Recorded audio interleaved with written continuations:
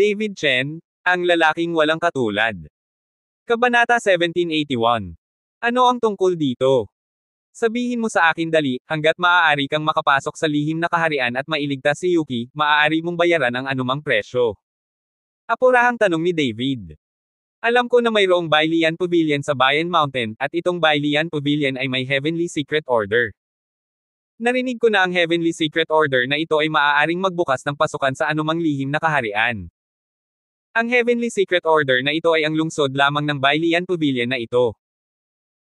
Ito ay ang kayamanan ng pavilion, kaya hindi madaling humiram, ngunit ang Pavilion Master ng Bailian Pavilion ay mahilig mangolekta ng lahat ng uri ng mga instrumentong pangmusika. Kung may mga instrumentong pangmusika na gusto niya, maaari siyang humiram ng order sa araw na iyon. Sagot ni Joji, sabi ni David. Bailian Pavilion, ang lihim na kaayusan ng langit. Bahagyang kumunot ang noo ni David, bakit hindi ko pa ito narinig? Bagamat kamakailan lamang ay pumasok si David sa mundo ng martial arts, habang bumuti ang kanyang lakas at reputasyon, lumago rin ang kanyang katanyagan sa mundo ng martial arts. Okay, may general understanding ako sa maraming sekta sa martial arts world. Kahit na isang pamilya ng mga impormante mula sa lihim na kaharian, naiintindihan na ni David ang isa o dalawang bagay, ngunit hindi pa niya narinig ang Bailian Pavilion sect. Hindi alam ni Mr. Chen, bagamat nasa secular na mundo ang Bailian Pavilion, bihira itong tumatalakay sa mga pamilya ng martial arts sa secular na mundo. Ang Bailian Pavilion ay konektado sa lahat ng pamilya sa iba't ibang lihim na mundo. Dahil maaaring pinuhin ng Bailian Pavilion ang mga magic weapon, kasama ang katotohanang mayroong isang lihim na pagkakasunod-sunod, maraming pamilya sa lihim na kaharian ang nakikitungo sa Bailian Pavilion. Paliwanag ni Joji kasama si David. Biglang naintindihan ni David, kaya nagtanong siya, nasaan ang Bailian Pavilion sa Bayan Mountain? Hinahanap ko ito ngayon. Hindi ko alam ang eksaktong lokasyon, pinakinggan ko lang to noong nasa Demon Sect ako. Nabanggit na ng iba. Umiling si Joji at sinabing. Alam ni David ang tungkol sa Bayan Bundok, ngunit ang bayan ng bayan ay umaabot ng daan-daang kilometro, saan siya nagpunta upang mahanap ang Bailian Pavilion na iyon. Bilang karagdagan, ang Bailian Pavilion ay may kaunting koneksyon sa pamilya ni Marshall daw. Kahit na magtanong si David tungkol sa ibang mga pamilya, maaaring hindi niya alam ang balita. Kung nagmamadali ka sa Demon Sect para magtanong sa ibang tao ngayon, napakalayo nito at sayang ang oras. Natarante lang si David, bigla niyang naisip si Mr. Shi. Dahil kilala pa ni Mr. Shi ang langit at sangkatauhan, siguro alam din niya ang 100 Refinements Pavilion. Sa pag-iisip nito, tumalikod si David at lumabas. Tatanungin niya sana si Mr. Shi. David, saan ka pupunta? Nang makita ito, nagmamadaling nagtanong si Humazi. Ngunit si David rin ay lumampas na at walang ideya kung ano ang kanyang gagawin. Natiyak mo na ang pasukan sa lihim na kaharian, at susundan ko siya. Alam ni Humazi na galit si David ngayon, at natakot siya na baka gumawa si David ng ilang bagay na hindi makatwiran, kaya hinabol niya siya. Nang ihatid ni Humazi si David sa Dharma Protection Pavilion, natigilan si Humazi. Hindi niya maintindihan ang ginagawa ni David dito. David, anong ginagawa mo dito? Gusto mo bang tulungan ka ng mga awtoridad na mahanap ang Bailian Pavilion na iyon? Humazi stepped forward at tinanong si David. Oo, tatanungin ko si Mr. Shi. Tumango si David at sinabing. Nang marinig ito ni Humazi, agad siyang nabigla, David, ayaw mong mamatay. Alam mo na kapag nakita mo si Mr. Shi, dapat kang tawagan. Sino ang nangahas na istorbohin si Mr. Shi nang hindi siya tinatawagan? I advise you not to mess with him.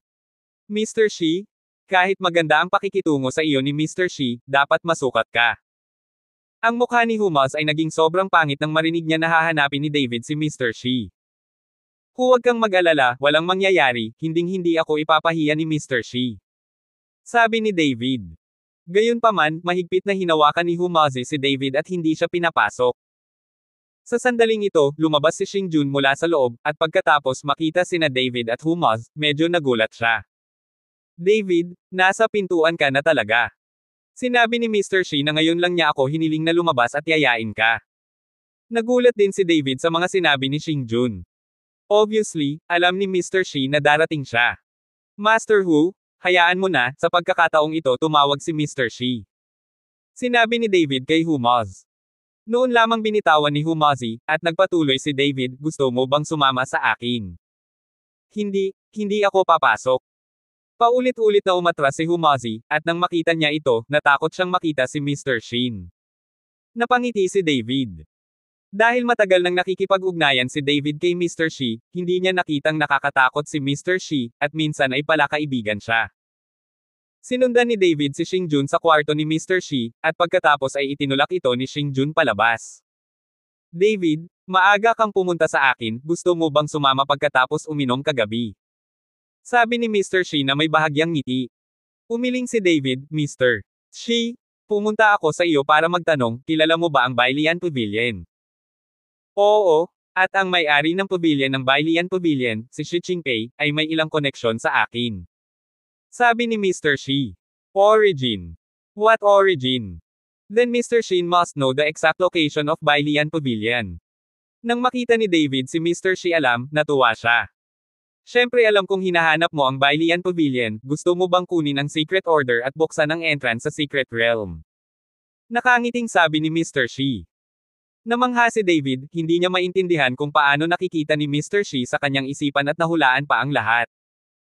Oo, may nakita akong lihim na pasukan sa likod bahay ng Martial Arts Alliance, at malamang nakalock ang girlfriend ko sa loob. Totoong sabi ni David. Sasabihin ko sa iyo ang address ng Bailian Pavilion, at pagkatapos ay bibigyan kita ng token. Kailangan mo lang hanapin ito kay Shi Qingpei, at natural na ipahiram niya ito sa Heavenly Secret.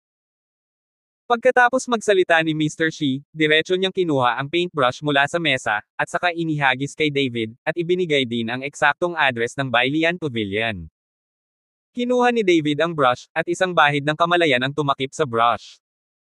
Natuklasan niya na ang brush ay isang ordinaryong brush lamang, nang walang kaunting pagbabago sa espiritual na enerhiya. Hindi naintindihan ni David kung paano naging tanda ang napaka-ordinaryong brush na ito.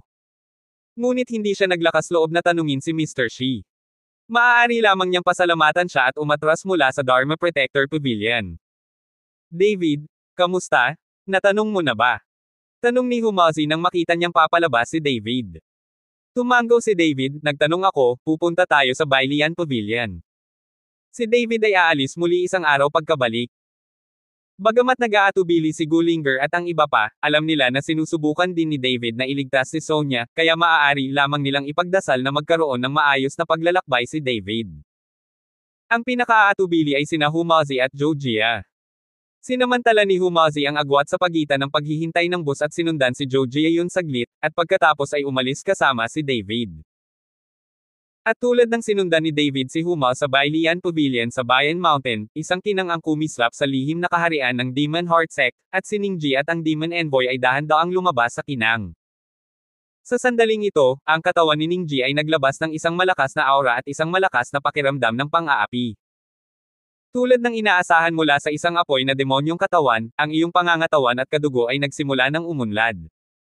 Sa maikling panahon, nalampasan mo ang martial arts at nakamit ang lakas ng isang pang-apat na klaseng martial arts. Sa iyong katawan ng apoy, kahit na makatagpo ka ng isang ikalimang ranggo na Battle Saint, maaari kang manalo. Ang sugo ay tumingin kay Ningji nang may paghanga at sinabi. Ito ay tungkol sa pagpapalaki ng isang makapangyarihan at isang salamangkero. Gagawin ko ang aking makakaya sa hinaharap at magsusumikap para sa ating sekta. Napakahinhin na sabi ni Ningji. Napakabuti, alam kong sinusubukan mong hanapin si David para ipaghiganti ang pagkamatay ng iyong ama, kaya narito ang iyong pagkakataon. Pagkatapos ay natagpuan ni David ang pasukan sa ating lihim na kaharian at sinubukang piliting buksan ang pasukan sa ating lihim na kaharian, ngunit nabigo, kaya gusto kong lumabas ka at pigilan ang David na iyon na makapasok sa ating lihim na kaharian. Ang mahinang sabi ng demonyo. Mr. Demon Envoy, gaano man kalakas ang pasukan sa ating lihim na kaharian, hindi natin ito mabubuksan. Kahit na hindi natin ito pigilan, hindi makapasok si David sa lihim na mundo, tama ba? Medyo may pag-aalinlangan na sabi ni Ningji. Kabanata 1782. Kung tutuusin, ang pagpasok sa lihim na kaharian ay idinagdag ng isang spell, kung walang spell na papasok sa lihim na kaharian, huwag mo nang isipin ang pagpasok dito. You are more than that. Bagamat hindi mabuksan ng brute force ang pasukan sa lihim na mundo, isang bagay ang magagawa. Naniniwala ako na sinabi na kay David ng mga lalaki mula sa Demon Sect. Marahil ay hinanap na ito ni David. Kung talagang nakuha niya ito, madali siyang makapasok sa secret realm natin, hindi lang sa secret realm ng dungeon, kundi maging sa secret realm na nililinang natin ngayon, madali siyang makapasok. Baka sa mukha ng demonyo ang pag-aalala. Ano ang napakalakas? Puno ng pagtataka si Ningji. Ang lihim na orden ng Bailian Pavilion. Maaari kang pumunta sa Bailian Pavilion at makipag-usap sa kanila sa ngalan ng Demon Heart Sect natin. Sana makatulong sila. Kung mabibihag mo si David ng buhay, mas mabuti iyon. Kung hindi, siya ay bugbugin hanggang mamatay, at hindi na siya dapat payagang mabuhay muli sa pagkakataong ito. Pagkatapos, tumigil sa pagsasalita ang salamangkero, naglabas siya ng isang maliit na kalabasa, 10 sentimetro lamang ang haba, na may nakatali na pulang lubad. Ang Pavilion Master ng Bailian Pavilion ay isang master ng tool refinement, ngunit mahilig lang siyang mangolekta ng mga magic tool sa kanyang buhay. Kung gagawin mo ang bagay na ito, naniniwala akong tiyak na tutulong siya kapag nakita niya ito. Kinuha ng Magic Messenger ang isang maliit na lang. Ibigay mo kay Ningji. Tiningnan ito ni Ningji at sinabing may nalilitong ekspresyon, Master Magician, hindi ba ang maliit na lang ay isang high-level na magic weapon? Huwag kang magtanong, gawin mo ang sinasabi ko. Pagdating ng panahon, kung gayon, ang Pavilion Master ng Bailian Pavilion, sasabihin ko sa iyo ang kagandahan nitong lang. Ikinaway ng Magic Messenger ang kanyang kamay. Lumuhad si Ningji sa isang tuhod, tumanggaw ng mariin, at sinabing, hinding-hindi ikahihiya ng subordinate na ito ang kanyang tungkulin, at tiyak na ibabalik niya si David. Bundok Bayan, Bailian Pavilion. Matatagpuan ang Bailian Pavilion sa hinterland ng Bayan Mountain. Ito ay halos nakahiwalay sa mundo, at hindi ito mahahanap ng mga ordinaryong tao. Dahil sa matarik na daan sa bundok, hindi makakarating doon ang mga ordinaryong tao. Ngunit para sa mga mandirigma o monghe, hindi mahalaga kung gaano kahirap ang daan. Sa sandaling ito, sa pasukan ng Bailian Pavilion, tumangala si Ning Jisheng sa napaka-erangel na tarangkahan. Walang mga bantay sa magkabilang gilid ng gate, 2 dragon at tigre sculpture lang, at tumitingin sa kailaliman ng gate, wala sa loob. Hindi, madilim. Ang hindi nakikitang pakiramdam ng pang-aapi sa Bailian Pavilion ay nakadama ng kaunting kaba kay Ningji. Dahil walang bantay sa pinto at walang paraan para iulat ito, dumiretso si Ningji patungo sa Bailian Pavilion. Ngunit pagpasok pa lang niya sa pinto, inatake siya ng 2 nakakatakot na hininga. Saglit na natigilan si Ningji, kasunod ang mga eskultura ng dragon at tigre sa magkabilang gilid.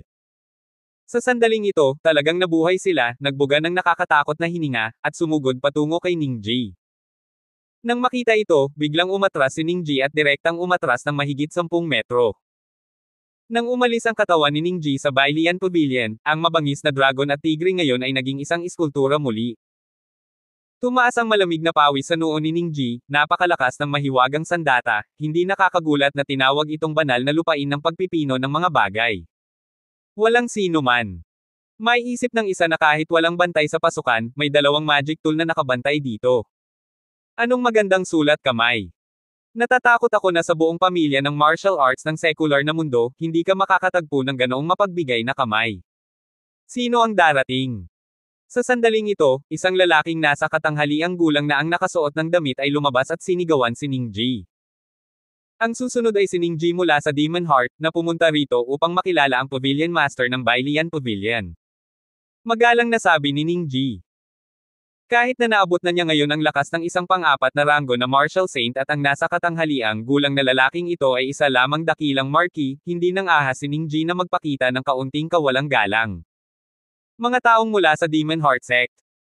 Ang nasa katanghaliang gulang na lalaki ay natigilan saglit, pagkatapos ay sinabi, sumama ka sa akin. Sinundan ni Ningji ang nasa katanghaliang gulang na lalaki sa Bailian Pavilion. Kahit na nakarating na siya sa Bailian Pavilion, nakikita lang ng mga mata ni Ningji ang layo na halos 10 metro, at ang natitirang bahagi ng lugar ay natatakpan ng kadiliman. Halos imposibleng makita ang buong Bailian Pavilion. Nahulaan ni Ningji na ang Bailian Pavilion na ito ay dapat ding nababalot ng isang malaking magic weapon, na nagiging sanhi ng ganitong sitwasyon. Dinala ng nasa katanghaliang gulang na lalaki si Ningji sa sala, kumatok sa pinto, at sinabing, Guro, hinihiling ng mga tao ng Demon Heart Sect na makita ka. Nakakainis ka ba? Ito ang una. May napakainis na ungol mula sa silid, ngunit pagkatapos ay sinabi niya, papasukin mo siya. Itinulak ng isang nasa katanghaliang gulang na lalaki ang pinto at sinabi kay Ningji, pumasok ka, ngunit ayon sa mga patakaran, kalahating oras ka lang. Nagulat si Ningji, hindi niya alam na may mga ganoong patakaran ang Bailian Pavilion. Ngunit kalahating oras ay kalahating oras lang, at ang gusto niyang ipaliwanag ay magagawa sa loob ng kalahating oras. Pagpasok ni Ningji, nakita niya ang isang binata na halos kasing edad niya na nakaupo sa isang upuan, may hawak na folding fan, at sa likod niya, isang napakagandang babae ang minamasahe ang binata. Itinaas ng binata ang kanyang mga mata at tumingin kay Ningji na pumasok, at pagkatapos ay pinaikit ang kanyang mga mata at sinabing, kalahating oras, kunin mo ito, kunin mo, tingnan natin ang mga paninda at makipag-ayos sa presyo. Nagulat si Ningji sa pangungusap na ito. Ngunit nang makita niya ang silid na puno ng iba't ibang instrumentong pangmusika, naunawaan niya ang ibig sabihin ng binata sa kanyang harapan. Ito ay para ituring siya bilang isang taong pumunta para bumili ng magic weapon, ngunit hindi pumunta si Ningji para bumili ng magic weapon. Sorry, wala ako dito para bumili ng magic items, nandito ako para hanapin ang Pavilion Master ng Bailian Pavilion. Mahinang sabi ni Ningji. Nang marinig na hinahanap ni Ningji ang Pavilion Master, muling iminulat ng binata ang kanyang mga mata at tumingin kay Ningji na may bahagyang alertong tingin sa kanyang mga mata, ano ang hinihiling mo sa aking ama? Ikaw. Narinig ni Ningji na ang binata sa kabilang banda ay ang Young Pavilion Master ng Bailian Pavilion, kaya dali-dali siyang ngumiti at sinabing, ito pala ang Young Pavilion Master, ako ay walang galang. Magic weapon. Kailan? Narinig ng binata na narito si Ningji para ihatid ang magic weapon, agad na natuwa ang kanyang ekspresyon, at kumaway siya sa babae sa likod niya at sinabing, let's go out. Masunaring umatras ang dalaga, at tumayo ang binata at sinabi kay Ningji, maupo ka, Xian ang pangalan ko, hindi ko alam ang pangalan ni Xiong Taizun. Ang pangalan ko ay Ningji. Bahagyang tumango si Ningji. Oh, Kuya Ning, maupo ka na. Hiniling ni Xian kay Ningji na maupo at siya mismo ang nagbuhos ng isang tasa ng tsaa kay Ningji, hindi ko alam kung anong magic weapon ang dinala ng kapatid ni Ning para sa aking ama. Ito. Nag-alinlangan si Ningji, pagkatapos ay sinabi, Young Pavilion Master, ipinaliwanag ni Lord Demon Envoy noon na kailangan mong ibigay ang magic tool sa may-ari ng pavilion, dahil tanging ang may-ari ng pavilion ang maaaring gumamit ng magic weapon na ito. Narinig ito ni Shei Kunyan, bahagyang kumunot ang kanyang mga kilay, Brother Ning, ang aking ama ay umaatres at inaayos ang kagamitan. Natatakot ako na hindi siya makaalis sandali. Dahil wala kang tiwala sa akin, bumalik ka. Nakita ni Ningji na medyo kinakabahan si Xian. Inis, nagmamadali niyang sinabi, nagkamali ang Young Pavilion Master, paano ako hindi magtitiwala sa iyo, natatakot lang ako na hindi mo alam kung paano i-activate ang magic weapon na ito kapag ibinigay mo ito sa Young Pavilion Master. Pagkatapos magsalita, naglabas si Ningji ng isang maliit na long. Lumabas ka at ilagay mo sa mesa. Tiningnan ni Xian ang maliit na kalabasa sa kanyang harapan at sinimulan itong paglaruan. Nakita ko na ang munting kalabasa na ito ay mukhang napakasimple, at wala akong naramdamang pagkakaiba-iba ng aura dito. Sigurado ka bang magic weapon ito? Hindi makapaniwalang tanong ni Xian. Young Pavilion Master, ang sabi ng aming magic envoy ay magic weapon ito, ngunit hindi ko alam kung paano ito i-activate. Totoong sinabi ni Ningji. Kakaiba, paano ako may magic weapon sa kamay ko pero hindi ko pa rin nararamdaman. Bahagyang kumunot ang noo ni Xian, pagkatapos ay sinabi kay Ningji, Kuya Ning, maghintay ka rito, babalik ako kapag pumunta ako. Umalis si Xian dala ang kalabasa. Nakita kong kinuha ni Xian ang long at pumasok sa silid sa likod bahay. Napakadilim ng silid. Sa loob, isang maputi ang buhok na matandang humihilik ng malakas. Kabanata 1783. Matanda yan. Mahinang sigaw ni Xian, at agad na binuksan ng matanda ang kanyang mga mata. Xian, may magic weapon pa ba na hindi mo maintindihan? Nang makitang si Xian iyon, tumayo si Yan Lao at humikab. Older yan, may nagpadala ng magic weapon. Hindi ko maintindihan. Sana makilala ni Mr. Yan. Pagkatapos magsalita, kinuha ni Xian ang kalabasa. Itong matandang yan ang appraiser ng Bailian Pavilion. Karamihan sa mga instrumentong pangmusika ay makikita sa pamamagitan ng kanyang mga kamay, at makikita ang grado ng mga instrumentong pangmusika. Kahit na ang may-ari ng pavilion, si Shi Qingpei, ay iginagalang ang matandang yan na ito, kaya itong si Shi Yan na nakaharap kay Yan Lao, siya ay magalang din. Nakita ko ang matandang yan na pumulot ng maliit na kalabasa at nilero ito ng 2 beses, biglang may bakas ng pagkagulat sa kanyang mga mata. Nang makita ang ekspresyon ni Yan Lao, ang puso ni Shi Yan ay nabigla, at mabilis siyang nagtanong, Yan Lao, ito ba ay talagang isang magic weapon? Oo, at ito ay isang dekalidad na magic weapon. Puno ng pananibik ang mukha ni Yan Lao, pagkatapos ay dinampot niya ang martilyo sa tabi niya at bahagyang tinapik ang lang. Hindi ko alam kung anong spell ang nasa bibig ni Yan Lao, ngunit ang lang, na tila simple at lipis na, ay nagsimulang kumislap ng lilang liwanag sa sandaling ito. Ang liwanag ay tumaas sa langit at nagliwanag sa buong silid. Tumingin si Shi Yan sa liwanag, at ang buong tao ay natigilan. Habang unti-unting nawawala ang spell ni Yan Lao, unti-unting nawala ang liwanag. Sa sandaling ito, ang luma at simpleng kalabasa ay naging maliwanag, at ang mga pagsabog ng napakalaking aura ay nagmula sa kalabasa. Matanda yan, ito. Anong magic weapon ito? Nagtatakang tanong ni Shi Yan. Ito ay isang purple gold gourd na naglalaman ng kapangyarihan ng langit at lupa. Narinig ko na ang purple gold gourd na ito ay mula pa sa mundo ng demonyo. Hindi ko alam kung paano ito napunta sa iyong mga kamay. Naguguluhang sabi ni Yan Lao. Matanda yan, itong lang ay mula sa Demon Heart Rot. Nagmamadaling paliwanag ni Shi Yan. Oh! Tumango si Yan Lao, pagkatapos ay pinaalalahanan si Shi Yan, nagpadala sila ng ganoon kaalagang magic weapon. Malamang may hiniling sila, ang iyong ama ay kasalukuyang umaatres at nagpino, kailangan mong mag-ingat sa ilang mga bagay. Hindi tatanggapin ang mga kahilingan ng ibang tao.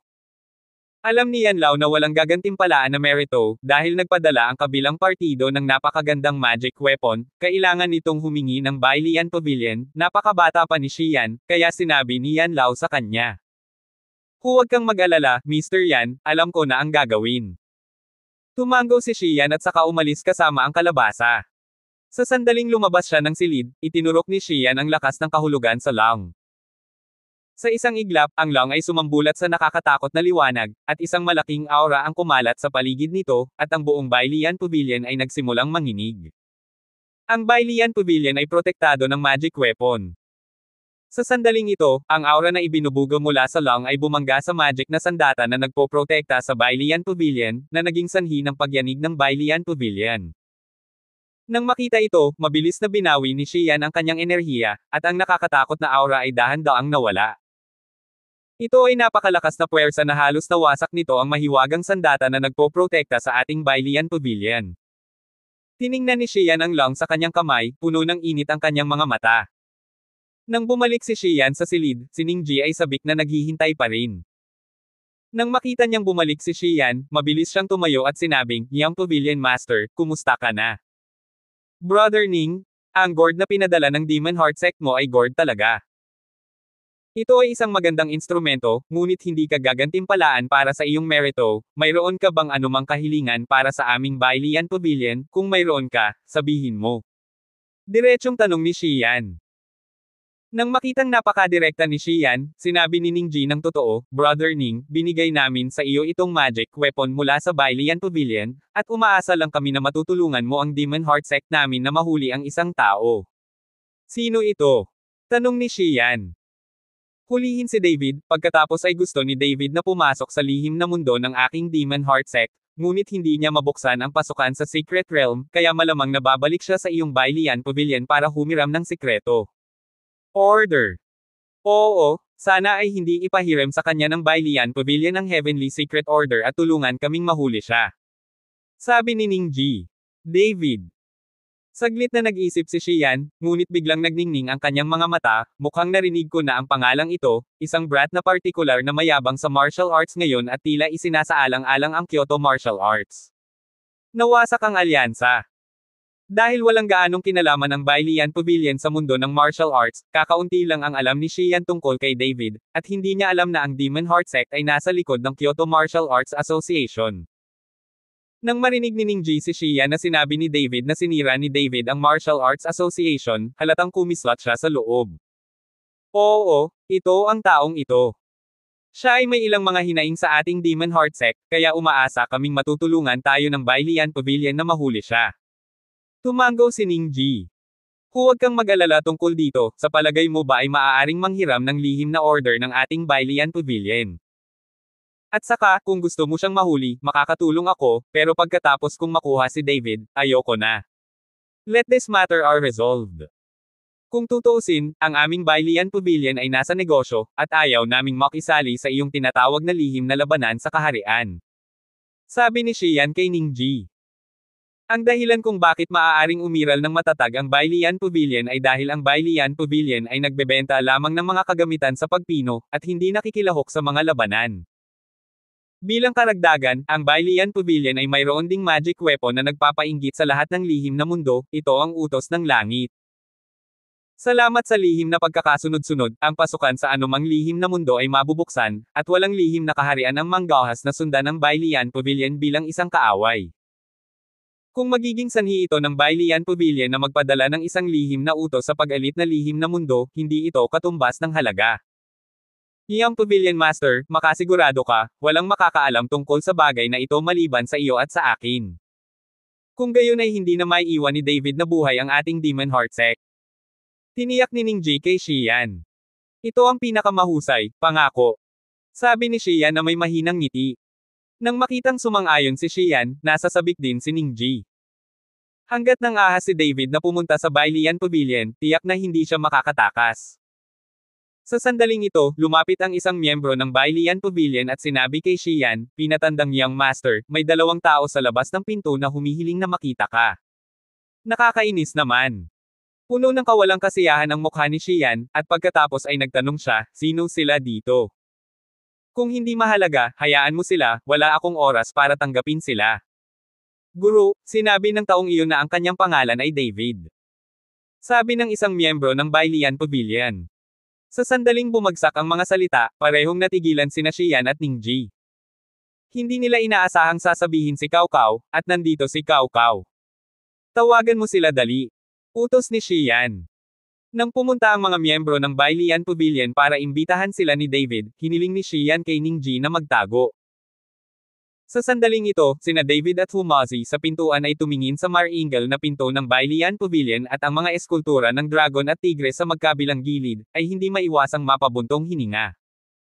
Itong Bailian Pavilion ay talagang malaking bagay, gamit ang 2 instrumento para bantayan ang gate. Tumingin si Humazi sa eskultura ng dragon at tigre sa kanyang harapan, puno ng pagkabigla ang kanyang mga mata. 2, pasok ka. Sa sandaling ito, ang mga miyembro ng Bailian Pavilion ay lumapit kina David at Humaz at sinabing. Sinundan ni David si Humazi sa Bailian Pavilion. Pagdating sa bulwagan, kapwa natigilan sina David at Humazi sa nakitang nasa harapan nila. Ang mga magic tool ay inilagay mismo sa paligid, anong uri ng magic tool ang available. Lahat ng uri ng magic tool ay nagpapasilaw kay Humazi. Sinulyapan ni David ang mga instrumento at napansin niya na bagamat maraming iba't ibang uri ng mga instrumento, kakaunti ang mga instrumentong may mataas na kalidad, at lahat ng mga ito ay karaniwang mga instrumento. Kayong 2, nandito ba kayo para bumili ng magic instruments? Sa sandaling ito, lumabas si Xian at tinanong sina David at Humaz. Hindi kami pumunta para bumili ng magic items, may gusto kaming hiramin kay Pavilion Master Shi. Magalang na sabi ni David, maaari ko bang tanungin kung sino ka? Ang pangalan ko ay Xian at ang Pavilion Master Bailian ang aking ama. Nagpakilala si Xian. Kabanata 1784. Oh, ito ang batang Pavilion Master, ang pangalan ko ay David. Nagmamadaling nakipagkamay si David kay Xian. Kung tutuusin, nanghihiram ito ng gamit ng iba, kaya dapat maging magalang. Ang aking ama ay kasalukuyang nagretiro at nasa negosyo ng pagpaparami, at hindi siya lalabas anumang oras sa lalong madaling panahon. Ano ang gusto mong hiramin? Tanong ni Xian kay David. Sa katunayan, matagal na niyang alam na sinipi ni David ang lihim na utos, pero nagkunwari lang siyang hindi alam. Nang marinig ni David na umatras si Shi Qingpei, maaari na lamang niyang sundan si Xian at sinabing, Young Pavilion Master, pumunta kami sa pagkakataong ito upang hiramin ang iyong Heavenly Secret Order. Kapag naubos na sila, ibabalik ko ito. Ano? Hinihiram mo ba ang Heavenly Secret Order? You what a joke? Ang Heavenly Secret Order ay ang kayamanan ng ating Bailian Pavilion, paano ito madaling mahiram sa iba? Malamig na sabi ni Xian, tumatahol. Alam din ni David na ang kabilang partido ay hindi madaling magpapahiram sa kanya ng lihim na utos ng langit, kaya dali-dali niyang kinuha ang brush na ibinigay ni Mr. Shi at sinabi kay Xian, "Young Pavilion Master, ito ang hiniling ni Mr. Shi na ibigay ko sa iyong ama." Sinabi niya na kapag nakita ito ng iyong ama, maiintindihan niya. Dinampot ni Xian ang brush, tiningnan ito ng masama, at ibinalik iyon. Anong basura, hindi ba ordinaryong brush lang ito? At ang sinabi ni Mr. Shi, "Hindi ko alam." Medyo naiinip si Xian. Sa pagkakataong ito, medyo nalilito si David, napilitang ihiwalay si Shi Qingpei, at hindi kilala ni Xian si Mr. Shi, paano siya makakahiram ng lihim na utos. Young Pavilion Master, kailangan ko talaga ang Heavenly Secret Order para iligtas ang mga tao, pwede mo ba akong bigyan ng kondisyon, paano ko hihiramin ang Heavenly Secret Order sa akin? Tanong ni David sa boses na nagmamakaawa. Mayroon ka bang napakagandang magic weapon sa iyong katawan? Kung gayon, maaari kong isaalang-alang na palitan ito sa iyo upang magamit mo ang Heavenly Secret Order. Tumingin si Xian kay David at nagtanong. Oo, may storage ring ako dito, nakikita mo ba? Hinubad ni David ang kanyang singsing na alaala. Ngunit sino ang nakakaalam na hindi man lang ito tiningnan ni Xian at sinabing, marami kaming magic tool na may ganitong recording function, at ang bagay na ito ay walang silbi. Si Xian ay hindi tumingin sa storage ring. Nakita ito ni David, kaya binuksan niya ang storage ring, inilabas ang Chenkun Circle, at sinabi, Young Pavilion Master, ano sa tingin mo ang Chenkun Circle? Isa itong space magic weapon, at maaari itong dalhin kahit saan. Nang makitang inabot ni David Xian ang Chenkun Circle, kinuha niya ito, ngunit bahagya niyang hinawakan ito sa kanyang kamay ng 2 beses at nakangiting sinabi, ang space magic tool na ito ay nasira at hindi na ginagamit ng maraming beses, at ang space magic weapon na ito ay hindi gaanong nagamit. Hindi masyadong mahaba ang layo ng tool, hindi ito magandang magic tool. Pero kung tutuusin, isa itong space magic tool, medyo okay lang, may iba pa bang magic tool? Umiling si David, wala akong anumang bagay sa akin. Mayroon akong magic weapon, ngunit kung ang batang Pavilion Master ay handang ipahiram sa akin ang Heavenly Secret Order, maaari akong gumawa ng ilang essence pills para sa Bailian Pavilion bilang kapalit. Kaya mo pa bang gumawa ng pills? Medyo nagulat si Xian. Siyempre, si David ang may-ari ng Yaoshan Valley. Valley, sa tingin mo ba makakaimbento siya ng alchemy? Sabi ni Humazi sa gilid, kung ganoon, hihiramin kita minsan. Tumango si Xian, at pagkatapos ay inilagay ang Chenkun Sword sa kanyang kondongen, si Ningji, na nagtatago sa likod, ay sobrang nagalit na siya ay nakiliti nang malaman na ang Universe Circle na ito ay kanya, at si David ay talagang kinuha ang Chenkun Circle at ginamit ito bilang isang bargaining chip. Nagmamadaling nagpasalamat si David sa kanya, sasama kayong dalawa. Dinala ni Xian sina David at Humaz palabas ng bulwagan, at pagkatapos ay naglakad papunta sa looban sa kailaliman ng Bailian Pavilion. David, bakit kakaiba ang Bailian Pavilion at napakadali para sa atin na humiram ng Heavenly Secret Order? Medyo nahihiyang sabi ni Humazi. Huwag kang magsalita, sumunod ka sa akin. Hindi hinayaan ni David na magsalita si Humaz, at ang mapagpakumbaba na ekspresyon ni David ay nawala, napalitan ng malalim na tingin. Oh, ito ang batang Pavilion Master, ang pangalan ko ay David. Nagmamadaling nakipagkamay si David kay Xian. Kung tutuusin, nanghihiram ito ng gamit ng iba, kaya dapat maging magalang. Ang aking ama ay kasalukuyang nagretiro at nasa negosyo ng pagpaparami, at hindi siya lalabas anumang oras sa lalong madaling panahon. Ano ang gusto mong hiramin? Tanong ni Xian kay David. Sa katunayan, matagal na niyang alam na sinipi ni David ang lihim na utos, pero nagkunwari lang siyang hindi alam. Nang marinig ni David na umatras si Shi Qingpei, sumunod na lamang siya kay Xian at sinabing, Young Pavilion Master, pumunta kami sa pagkakataong ito para humiram ng lihim mong order. Kapag naubos na sila, ibabalik ko ito. Ano? Nanghihiram ng lihim na order. Ikaw. Anong biro, ang Heavenly Secret Order ay ang kayamanan ng ating Bailian Pavilion, paano ito madaling hiramin ng iba? Malamig na sabi ni Xian, tumatahol. Alam din ni David na hindi madaling ipahiram sa kanya ng kabilang partido ang Secret Order of Heaven, kaya dali-dali niyang kinuha ang paintbrush na ibinigay ni Mr. Shi at sinabi kay Xian, Young Pavilion Master, ito ang hiniling sa akin ni Mr. Shi na ibigay sa iyong ama. Sabi niya kapag nakita ito ng iyong ama, maiintindihan niya. Dinampot ni Xian ang brush, tiningnan ito ng masama, at ibinalik iyon. Anong basura, hindi ba ordinaryong brush lang ito? At ang sinabi ni Mr. Shi, hindi ko alam. Medyo naiinip si Xian. Sa pagkakataong ito, medyo nalilito si David, napilitang ihiwalay si Shi Qingpei, at hindi kilala ni Xian si Mr. Shi, paano siya makakahiram ng lihim na utos. Yang Pavilion Master, kailangan ko talaga ang Heavenly Secret Order para iligtas ang mga tao, pwede mo ba akong bigyan ng kondisyon, paano ko hihiramin ang Heavenly Secret Order sa akin? Tanong ni David sa boses na nagmamakaawa. Mayroon ka bang napakagandang magic weapon sa iyong katawan? Kung gayon, maaari kong isaalang-alang na palitan ito sa iyo upang magamit mo ang Heavenly Secret Order. Tumingin si Xian kay David at nagtanong. Oo, may storage ring ako dito, nakikita mo ba? Hinubad ni David ang kanyang singsing na alaala. Ngunit sino ang nakakaalam na hindi man lang ito tiningnan ni Xian at sinabing, marami kaming magic tool na may ganitong recording function, at ang bagay na ito ay walang silbi. Si Xian ay hindi tumingin sa storage ring. Nakita ito ni David, kaya binuksan niya ang storage ring, inilabas ang Chenkun Circle, at sinabing, Yang Pavilion Master, ano sa tingin mo ang Chenkun Circle?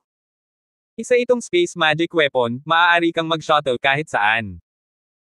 Nang makita ni Xian si David, inilabas ni Xian ang bilog na Chenkun, ngunit bahagya niyang hinawakan ito sa kanyang kamay ng 2 beses at nakangiting sinabi, ang space magic tool na ito ay sira, at hindi na ito nagamit ng maraming beses, at ang space magic weapon na ito ay hindi gaanong nagamit. Ang distansya na tinatahak ng tool ay hindi masyadong mahaba, hindi ito magandang magic weapon. Pero kung tutuusin, isa itong space magic tool, medyo okay lang, may iba pa bang magic tool? Umiling si David, wala akong anumang bagay sa akin.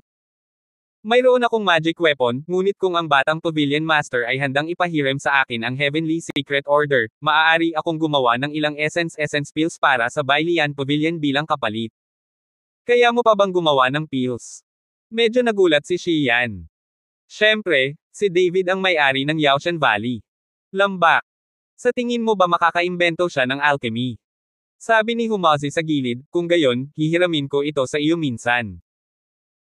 Tumango si Xian, at pagkatapos ay inilagay ang Chenkun Sword sa kanyang kondongen, si Ningji, na nagtatago sa likod, ay labis na nagalit na alam niyang pag-aari niya ang Chenkun Circle na ito at kinuha ito ni David mula sa kanya at ginamit ito bilang bargaining chip. Nagmamadaling nagpasalamat si David sa kanya, sasama kayong dalawa. Dinala ni Xian sina David at Humaz palabas ng bulwagan, at pagkatapos ay naglakad papunta sa looban sa kailaliman ng Baileyan Pavilion. David, bakit kakaiba ang Baileyan Pavilion at napakadali para sa atin na humiram ng Heavenly Secret Order? Medyo nahihiyang sabi ni Humazi. Huwag kang magsalita, sumunod ka sa akin. Hindi hinayaan ni David na magsalita si Humaz, at ang mapagpakumbaba na ekspresyon ni David ay nawala, napalitan ng malalim na tingin. Kabanata 1785. Huminto sa pagsasalita si Humazi at sumunod na mabuti kay David. Dinala ni Xian si David at ang iba pa sa isang lihim na silid. Napakadilim ng sikretong silid. Pagpasok pa lang nila sa secret room, naramdaman ni na David at Humazi ang mapang-ipong puwersa sa secret room. Sandaling natigilan sina David at Humazi, sabay na huminto sa kanilang mga hakbang, at mabilis na ipinaliwanag ni Xian, huwag kang kabahan, dahil ang lihim na utos na ito ay masyadong mahalaga, kaya inilagay ito ng aking ama sa sekretong silid na ito. At inilagay ito. Ang layunin ay sugpuin ang kapangyarihan ng mga pumapasok sa sekretong silid. Ito ay upang maiwasan ang sinuman na puwersahang kunin ang lihim na utos. Hanggat umalis ka sa sekretong silid, mawawala ang presyon, at hindi ito makakaapekto sa iyong katawan. Kung may epekto ito, makatitiyak ka. Nang makita ang sinabi ni Xian, nagpatuloy sina David at Humazi patungo sa secret room, ngunit pagkaraan lang ng 2 hakbang, biglang nagsara ang pinto sa likod nila ni David. Bahagyang kumunat ang noo ni David, at saka tumingin kay Xian sa harapan niya, ngunit lumabas na siya sa isa pang labasan. Nang gustong lumabas ni na David at Humazi sa isa pang exit, nakaharang din ang pinto ng exit na iyon. Malapit na. Si David at Humazi ay nakulong sa isang lihim na silid, at walang lihim na pagkakasunod-sunod sa lihim na silid na ito. Crush! Isang malakas na tunog ang narinig, at ang orihinal na madilim na sikretong silid ay lumiwanag at ang paligid ay naging malinaw. Nang makita ni na David at Humazi si Xian sa oras na ito, nakangiti silang tumingin sa kanila. Yang Pavilion Master, ano ang ibig mong sabihin? Tanong ni David kay Xian na may malamig na mukha. Walang kwenta, may humiling lang sa akin na hulihin ka, ganon lang ka-simple. Nakangiting sabi ni Xian. Si Ningji ba ang humiling sa iyo na gawin ito? Mahinahong tanong ni David. Medyo nagulat si Xian, paano mo nalaman? Hindi ko lang alam, alam ko rin na nandito siya. Pagkatapos magsalita ni David, tumingin siya sa likod ni Xian, Ningji, lumabas ka, mag-isip. Maghayganti ka sa akin, pero huwag kang maglakas loob na harapin ako, ang pinakamahalagang pinakamatandang young master ng pamilya Ning, na dating pinuno ng nakababatang henerasyon sa mundo ng martial arts sa Kyoto, napakaduwag na ba niya ngayon? Bumagsak ang boses ni David, at dahan-daang lumabas si Ningji.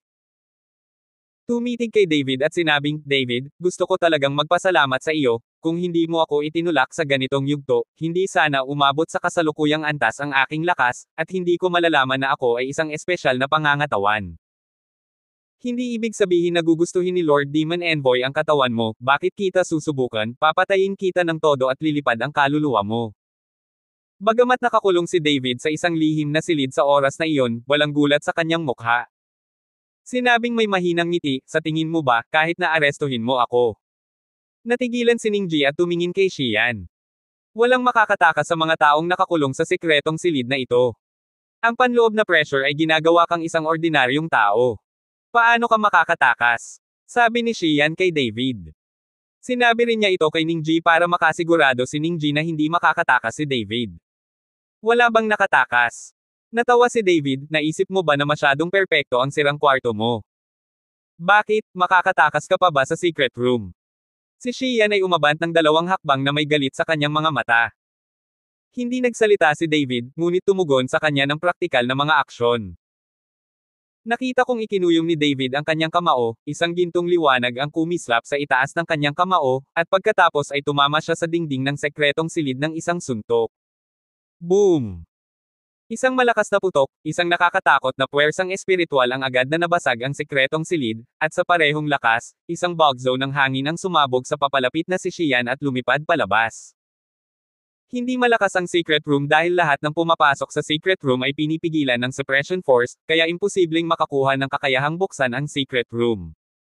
Dito ka lang, gusto mo bang bitag ako? Nakangiting lumabas si David. Bumangon si Xian mula sa lupa at tumingin kay David na may di paniniwala sa kanyang mga mata. Ito. Anong nangyayari dito? Hindi ba pinipigilan ang kapangyarihan ng katawan mo? Hindi maintindihan ni Xian kung bakit hindi napigilan si David. Sabi ko, huwag mong isipin na masyadong perpekto ang sarili mong mga bagay. Mapangasar na tumawa si David. Ang mga batas ng langit at lupa ay walang paraan upang sugpuin ang kapangyarihan ni David, lalo pa ang panunupil na kapangyarihan na nagmumula sa isang pumipigil na salamangka lamang. Ang mukha ni Xian ay naging sobrang pangit, hindi niya inaasahan na hindi masusupol ang kapangyarihan ni David. David, dahil hindi kita kayang bitag, papatayin kita ngayon. Naniniwala akong hindi ako masisisi ng magician. Nakita ni Ningji si David na inilabas mula sa lihim na silid, hindi lamang siya nagalit, ngunit ang kanyang mga mata ay puno ng matinding makapangyarihang pananabik. Dahil sa ganitong paraan lang talaga siya makakalaban ni David. Kaya niyang ipaghiganti ang kanyang ama, ang pamilyang Ning. Sa sandaling ito, ang walang kapantay na tiwala sa sarili ni Ningji, ang lakas ng isang pang-4 na ranggo na martial saint, na tumitingin sa buong mundo ng martial arts, ay masasabing isang walang talo na pag-iral. Masyadong maraming tao ang gustong pumatay sa akin, ngunit sa kasamaang palad ay walang nagtagumpay, at ikaw ay walang exception. Bahagyang ngumiti si David. Sa mga mata ni Ningji, ang ngiting ito ang pinakamalaking kahihiyan at pang-aakit sa kanya. Ang mala-obsidian na mga mata ni Ningji ay naglabas ng malamig at mabangis na liwanag, na nagbibigay sa mga tao ng pakiramdam ng walang katapusang pang-aapi. At si David ay nagpapalabas din ng isang malakas na hangarin sa pagpatay, at ang buong Bailian Pavilion ay natatakpan ng nakakagigil na aura. Magpahinga muna tayo ngayon.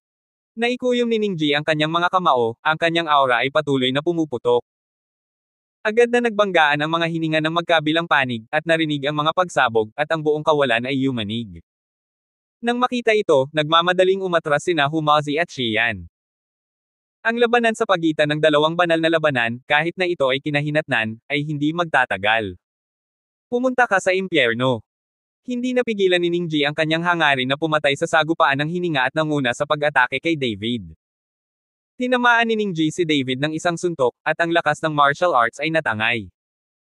Sa pagharap sa matinding suntok ni Ningji, napakalmado ni David, at walang bahid ng takot sa kanyang mga mata. Dalhin ito sa iyong likod at tumayo. May paghamak at pangungot siya sa malamig na mga mata. Si Xian sa gilid ay labis na nagulat nang makitang hindi gumagalaw si David. Kailangan niyang malaman na ang suntok ni Ningji sa kabaligtaran, ngunit ang kapangyarihan ng Martial Saint ay maaaring magpatamba sa burol, ngunit hindi kinaya ni David ang suntok na ito. Hindi gumagalaw. Natakot kaya siya sa lakas ng suntok na ito at sa sobrang takot na makagalaw. Hindi maipaliwanag na hula ni Xian, ngunit si Humazi sa gilid ay medyo nababalisa. Bagamat alam ni Humazi na ang lakas ni David ay napakalakas ngayon, noong siya ay nasa isla na bansa, kahit si Kuroki Kawasaki ay hindi napantayan. Ngunit hindi ito nangangahulugan na si David ay maaaring maging napaka-relax at hindi kumikibo laban sa isang santo ng labanan, tama ba? Ang pag-alam sa tunggalian ng mga santo ng digmaan ay isang maliit na kasawian at ang kaluluwa ay nasira. David, mag-ingat ka. Sigaw ni Humazi, ayaw niyang ipagsapalaran ni David ang kanyang buhay para magpanggap. Gayunpaman, tila walang kabuluhan ang sigaw ni Humaz, tila hindi ito narinig ni David at nanatiling hindi gumagalaw. Hindi kumikibo si David, sa mga mata ni Ningji, isa itong malaking insulto sa kanyang sarili. Kinagat ni Ningji ang kanyang mga ngipin, at bahagyang tumaas muli ang lakas sa kanyang mga kamay. Boom! Marahas na tinamaan ng suntok ni Ningji si David. Isang malaking puwersa ang sumabog sa katawan ni David, at ang mga nakapaligid na gusali at mga puno ay naging pulbos sa isang iglap, tulad ng isang tila buhawi na landas na patuloy na sumisira sa paligid. Kabanata 1786. Bagaman umatras na sina Humazi at Xian, naramdaman pa rin nila ang lakas ng mga epekto at pilit na nilabanan, ngunit nagdusa ang mga nakapalibot na gusali. Humina ang hangin, bumagsak ang alikabok, at nagkagulo ang buong bakuran, na para bang winasak ito ng bagyo. At tumayo si David, hindi kumikibo kahit isang saglit, ni kahit katiting na pagbabago sa kanyang ekspresyon at mga mata. Mayroon lamang higit pang paghamak sa mapanghamak na mga mata ni David. Tumingin si Xian sa magulong patio at nakaramdam ng matinding pagkabalisa. Ito ang negosyo ng pamilya nila ng Bailian Pavilion. Kung nakita ito ng tatay niya pagdating niya, malamang mabali ang paa niya. Ngunit nang makita ni Xian si David na hindi gumagalaw, puno ng pagtataka ang kanyang mga mata. Kasabay nito, ang mga mata ni Ningji ay dilat, at ang kanyang mukha ay kapansin-pansing nagbago. Ito ay imposible, paano ito mangyayari? Tumingin si Ningji kay David, na buo, ang mukha ay puno ng hindi makapaniwala. Dapat mong malaman na siya ay naigal-inang ng husto at patuloy na pinagbuti ang kanyang lakas para lamang patayin si David isang araw. Ngayong natamo na niya ang lakas ni Wu Sheng at ang kanyang katawan bilang isang apoy na demonyo, pakiramdam niya ay madali niyang mapatay si David. Pero ayokong magtapos ng ganito. Ito ang kapangyarihan ng isang martial saint, ang pinakamakapangyarihang kapangyarihan sa buong mundo ng martial arts, bakit hindi nito mapinsala si David? Hindi ito naintindihan ni Ningji, at hindi pa rin nila maisip. Walang imposible, sa tingin mo ba ang kapangyarihan ng iyong martial saint ang pinakamakapangyarihang puwersa sa mundo ng martial arts? Isa itong pulaka sa ilalim ng balon. Hindi banggitin na isa ka lamang santo ng labanan. Kahit na ito ay Diyos ng digmaan, nakapatay ako ng ilan. Mapangasar na sabi ni David sa bibig niya. Ang dahilan kung bakit tumigil si David at sinaktan siya ni Ningji, ang dahilan kung bakit niya sinabi ang mga salitang ito, ay para tuluyang sirain ang sikolohiya ni Ningji. Ang taong ito ay palaging may malaking pag-iisip at mahusay sa matematika, kaya gusto ni David na sirain ang kanyang isip. Totoo, saglit na nabigla si Ningji sa mga salita ni David. Martial God, Martial God. Bumulong si Ningji sa kanyang sarili sa pagkaunawa, hindi niya alam kung ano ang Diyos ng labanan, at walang Diyos ng labanan sa kanyang kaalaman. Palagi niyang iniisip na narating na ng martial saint ang rurok ng martial arts world. Kahit na isa itong martial saint, ilan kaya sila sa buong martial arts world? Ako ay nagtrabaho ng husto upang linangin sa isang martial arts saint, at ako ay halos nilinang sa tuktok ng martial arts mundo. Ngayon ay mayroon na namang Diyos ng labanan, isang pag-iral na mas makapangyarihan kaysa sa santo ng labanan. Ang mentalidad ni Ningji ay biglang hindi kinaya. Gusto mo bang makita ang kapangyarihan ng Valkyrie? Hahayaan kitang buksan ang iyong mga mata. Pagkatapos magsalita ni David, itinaas niya ang kanyang kamay at sinampal si Ningji. Pumalakpak. Sa isang matalim na tunog, naramdaman na lamang ni Ningji na nag-aapoy ang kanyang katawan, at pagkatapos ay nahihilo siya. Napansin ni Ningji na sa sandaling ito, mabilis siyang tumakbo patungo sa hangin, at isang malaking agos ng hangin ang nakakaapekto sa kanyang katawan. Nanlaki ang mga mata ni Humas at Xian at tumangala kay Ningji, na naging black spot. Ang suntok ni David ay nagpalipad ng isang lalaki. Pupunta ba ito sa kalawakan? Pagkaraan ng hindi malamang tagal, bumagsak ng husto ang katawan ni Ningji. Bang! Pagkatapos ng malakas na tunog, ang katawan ni Ningji ay direktang bumagsak sa lupa, na nagdulot ng alikabok. Napalunok ng laway si Xian, ang ilan ay hindi makapaniwala sa nasa harapan niya. Sinubukan ni Ningji ang kanyang makakaya na alisin ang kanyang katawan sa lupa, kalahati ng kanyang mukha ay nabaluktot na at nabaluktot, at mukhang nakakatakot. Sa sandaling ito, sa wakas ay nagkaroon ng takot sa mga mata ni Ningji, nakatingin kay David. Ito ang resulta na gusto ni David. Huwag kang maniwala sa kanya, hindi siya ang Diyos ng digmaan, huwag mong kalimutan na ikaw ay isang. Ang katawan ng apoy na demonyo, naramdaman ng kaluluwang espiritu sa katawan ni Ningji ang takot sa puso ni Ningji, kaya pinaalalahanan niya. Oo, katawan ako ng apoy na demonyo, paano ako matatakot sa kanya? Ah! Umungol si Ningji, at nagsimulang maglabas ng mga sinag ng kinang ang kanyang katawan. Sa ilalim ng kinang na ito, talagang nagbago ang katawan ni Ningji. Hindi nagtagal, tila nag-aapoy ang apoy sa paligid ng Ningji, at ang temperatura ng buong Bailian Pavilion ay agad na tumaas ng husto. Ngayon gusto kong matikman mo ang kapangyarihan ng aking apoy na demonyong katawan. Pumutok. Nakita kong lumapot ang apoy sa paligid ni Ningji at naging ball ang apoy na patungo sa apoy. Nang pumutok si David. Dala-dala pa rin ni David ang kanyang mga kamay sa kanyang likuran, ang kanyang mga mata ay nagpapakita ng kawalang interes. Walang kwenta ang physics sa paningin ko. Pagkatapos nito, ang katawan ni David ay nagsimulang sumabog sa gininto ang liwanag, at ang mga gintong kaliskis ay tumakip sa kanyang buong katawan. Sa likod niya, isang gintong dragon ang kumikislap, patuloy na umiikot. Nang makarating ang ball ang apoy sa mga mata ni David, itinaas ni David ang kanyang kamay at direktang hinawakan ang ball ang apoy gamit ang kanyang kamay, at ang enerhiya sa itaas ng ball ang apoy ay agad na bumalot kay David, at maging ang nagngangalit na apoy ay nagsimulang mag-alab.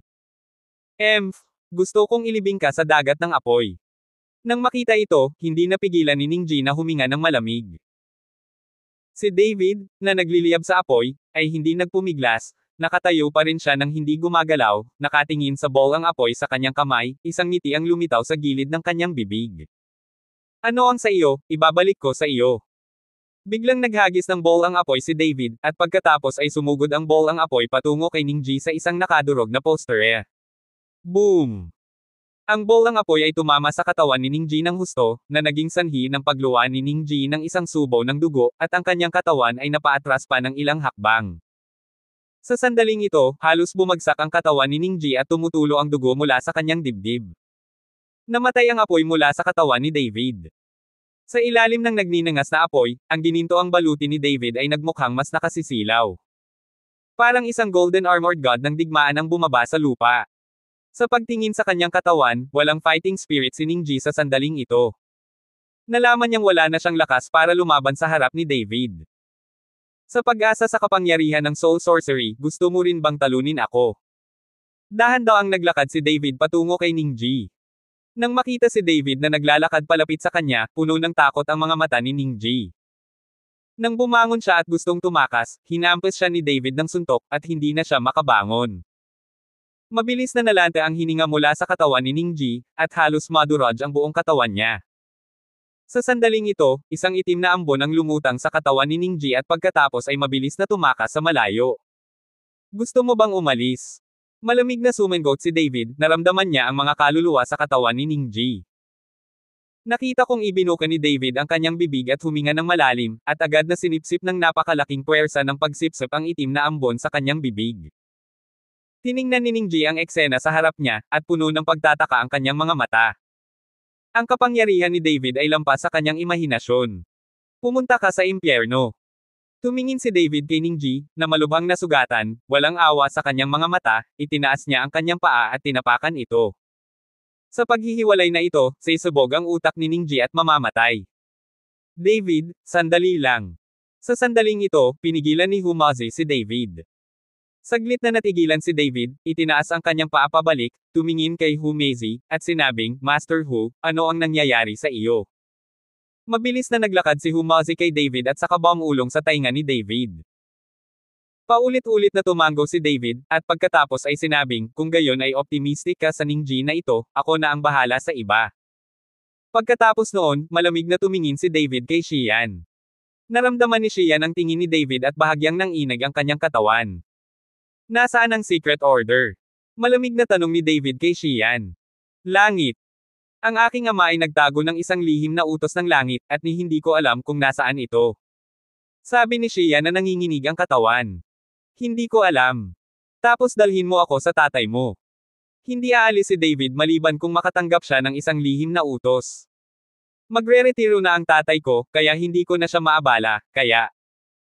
Hindi natapos ni Xian ang kanyang mga salita, ngunit nakita niya si David na ikinaway ang kanyang kamay, at ang katawan ni Xian ay bumagsak ng husto sa lupa.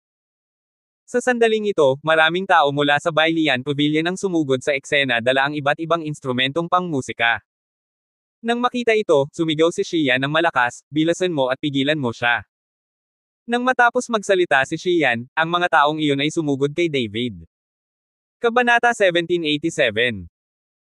At tumayo si Xian at dumiretso sa kwarto ni Yan Lao dahil alam niyang si Yan Lao lang ang makakapagligtas sa kanya ngayon. Sa pagtingin sa mga nagmamadaling miyembro ng Bailian Pavilion, hindi nagpakita ng awa si David. Dahil nakipagtulungan sa kanya sina Xian at Ningji, kalaban niya ang Bailian Pavilion.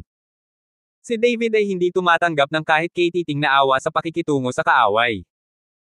Nakita ko si David na ikinakaway ang kanyang malaking kamay, at isang gintong liwanag ang kumislap, at ang malaking oneng ay natangay. Hawak ng iba ang magic weapon at hindi ng ahas na lumapit, at lahat sila ay nagpaputok ng magic weapon at pumunta kay David. Ang radiation ng magic weapon ay napakatalino sa ilang sandali, at isang serye ng mga spell ang tumama kay David. Dapat mong malaman na ang Bailian Pavilion ay sikat sa mga tool sa pagpino nito, at ang mga mahiwagang tool na nasa kamay ng mga miyembro ng Bailian Pavilion na ito ay tiyak na hindi ordinaryong bagay.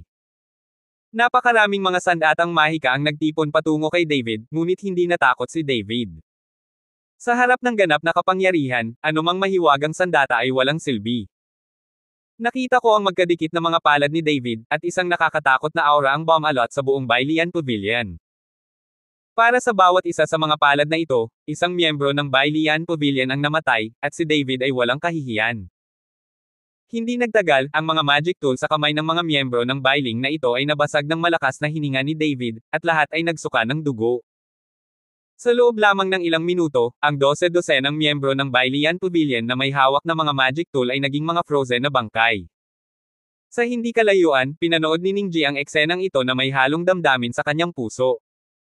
Hindi man lang tiningnan ni David ang mga namatay na miyembro ng Bailian Pavilion, ngunit dumiretso siya sa Xian.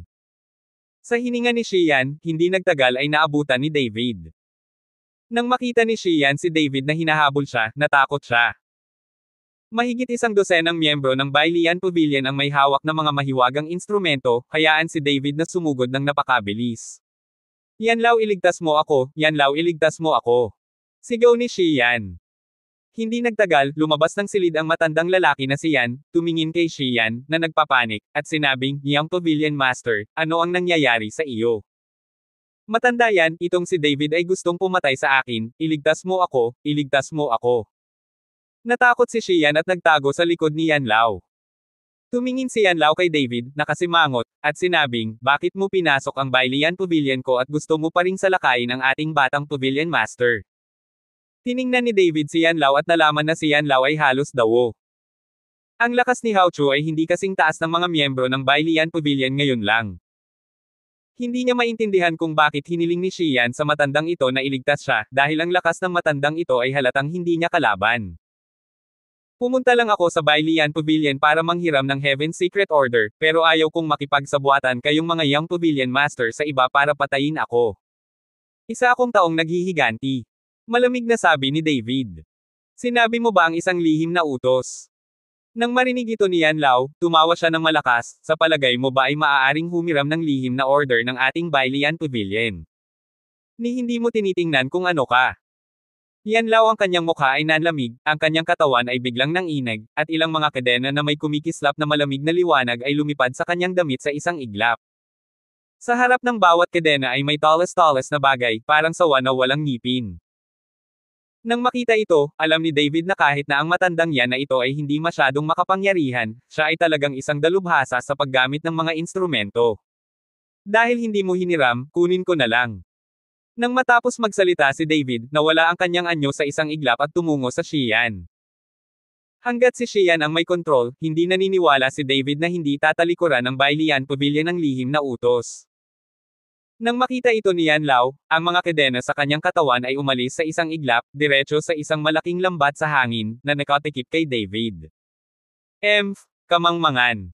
Hindi napigilan ni David Ping na matawa sa mga thread na parang mga sawa.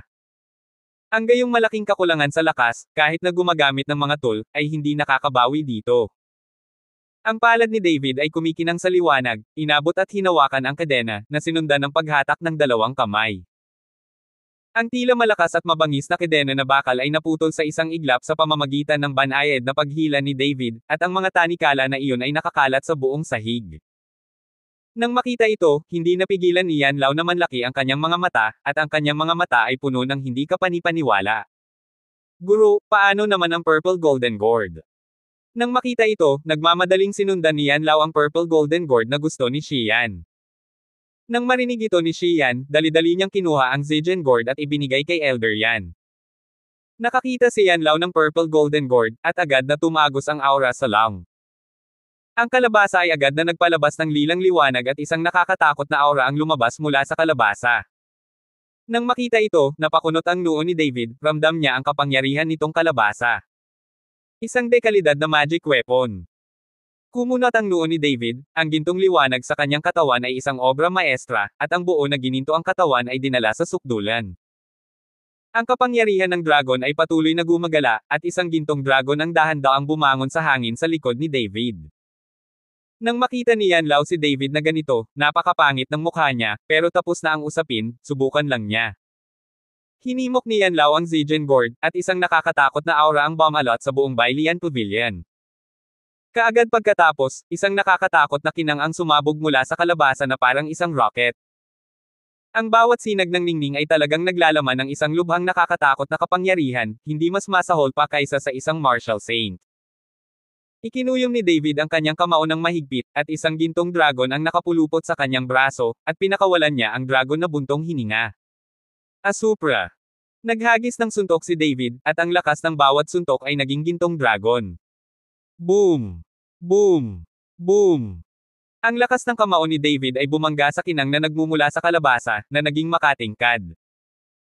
Ang nakakatakot na resulta ay nagpayanig sa buong Bailian Pavilion, sunod-sunod na gumuho ang mga nakapalibot na bahay, at nagsimulang gumuho ang lupa. Maging ang malalayong bundok ay lumilipad sa kaguluhan, patuloy na gumugulong sa mga malalaking bato. Hindi nagtagal, nagbago ang mukha ni Old Yan, bumulwak ang isang subo ng dugo, at ang kinang ng Purple Gold Gourd ay agad na nawala. Inalis ni David ang kapangyarihan ng dragon, at ang kanyang mukha ay naging medyo pangit. Matanda yan, Mr. Yan. Nang makita ito, nagmamadaling sinuportahan ni Xian si Mr. Yan. Dahan-daang naglakad si David patungo sa dalawang tao, bigyan mo ako ng lihim na utos ngayon, baka makaligtas ako. Sa pagtingin sa malamig na ekspresyon ni David at sa pamatay na hangarin sa kanyang mga mata, nakaramdam ng kaunting panghihinayang si Xian, pasensya na nangako ako na si Ning Ji iyon. Bakit siya pumayag na sundan si Ning Ji para harapin si David? Kung alam niyang nakakatakot ang lakas ni David, kahit nabigyan siya ng magandang magic weapon, hindi siya papayag. Ngunit walang sino man sa mundo ang nagbebenta ng mga table tas sa pagsisisi. Kung ganoon, hindi talaga namin alam kung nasaan ang makinang iyon. Itinago ng tatay ko.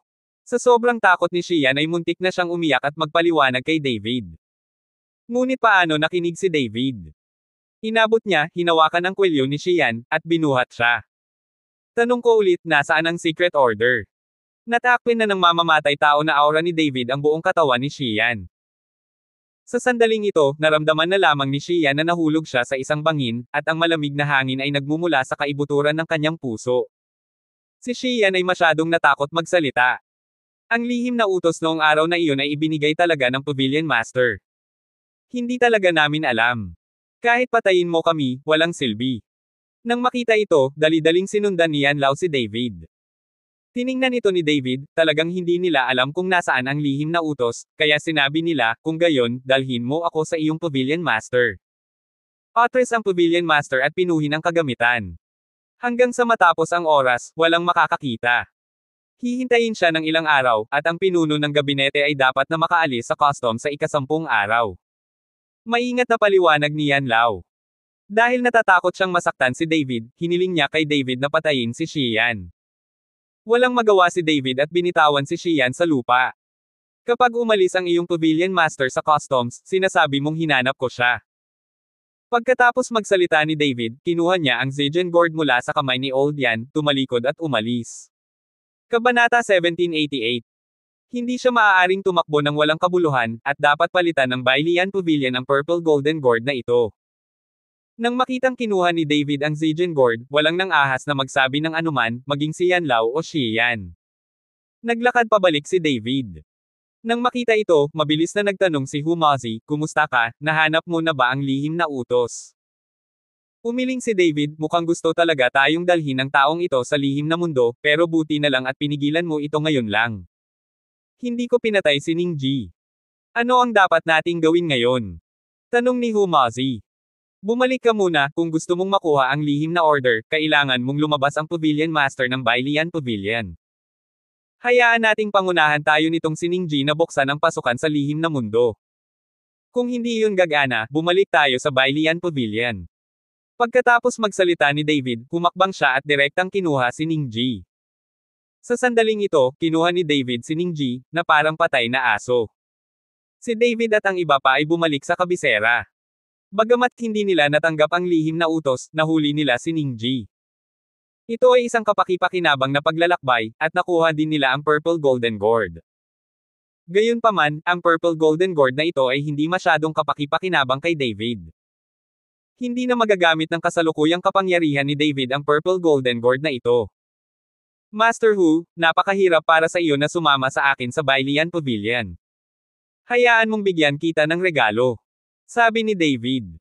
Saglit na natigilan si Humazi, at pagkatapos ay tumingin kay David na mapagbantay, ano ang ginagawa mo, anak? Bakit gusto mo akong bigyan ng regalo ng biglaan? Masasabi ko sa iyo na babae lang ang gusto ko. Saglit na natigilan si David, pagkatapos ay tumawa at pinagalitan, ano ba ang iniisip mo, kinuha ko ang magic weapon sa Bailian Pavilion, wala itong silbi sa akin, kaya gusto kong ibigay ito sa iyo. Ano? Nagnakaw ka ng magic weapon sa Bailian Pavilion. Nasira, ninakaw pa ang mga magic tool ng ibang tao. Si Humazi ay puno ng pagtataka. Ano ba ang pagnanakaw? Huwag kang magsalita ng masama, hindi ko ninakaw, ninakaw ko. Tumawa si David. Hahaha. Humagalpak din ng tawa si Humazi. Nang ilabas ni David ang Zhejian Gourd, agad na tumigil ang tawa ni Humaz, at gulat na napatingin siya sa lang. Ito ay isang Purple Golden Gourd, isang dekalidad na magic weapon. Bulalas ni Humazi.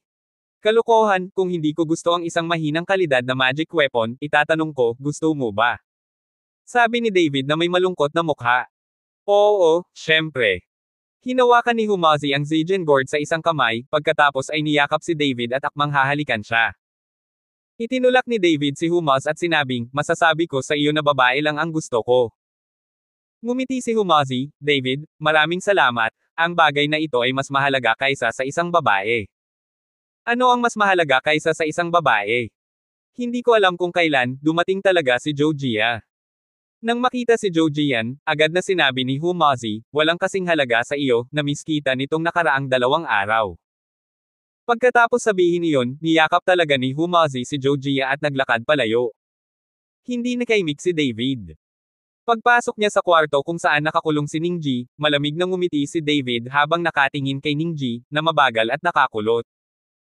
David, patayin mo ako? Walang silbi na ingatan mo ako, at hindi ko mabuksan ang pasukan sa lihim na kaharian.